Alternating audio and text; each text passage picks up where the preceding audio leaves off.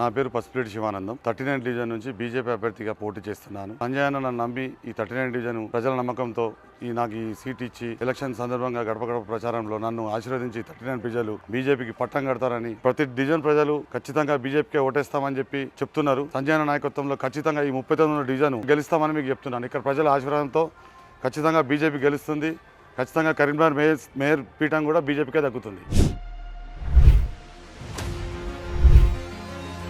ఈరోజు Karimnagar municipality corporation ఒక ఎలక్షన్లలో మన భారతీయ జనతా పార్టీ అభ్యర్థి అయినటువంటి 39వ డివిజన్ అభ్యర్థి అయినటువంటి పసుపులేటి శివానందం గారు వారు చేసిన సేవలకు గాని, వారు పార్టీకున్న ఇచ్చిన సమయానికి గాను పార్టీ గుర్తించి వారికి ఇక్కడ నుండి భారతీయ జనతా పార్టీ అభ్యర్థి ఈయనైతేనే బాగుంటది.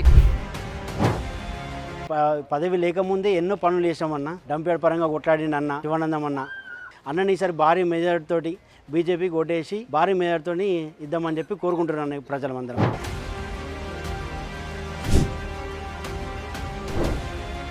మాకు శివానంద్ అన్నయ్య ఇంతకు ముందు చాలా పనులు చేశాడు. మేము అన్నయ్యను గెలిపించుకోవాలని చూసుకుంటున్నాం బీజేపీ అభ్యర్థిగా. మాకు గెలవక ముందే చాలా రోడ్లు కానీ అన్ని రకాల వర్క్స్ చేశాడు అన్నయ్య. చాలా మంచి మనసున్న వ్యక్తి. సో అన్నయ్యని ఇప్పుడు మేము కార్పొరేటర్గా గెలిపించుకోవాలని చూస్తున్నాం బీజేపీ అభ్యర్థిగా.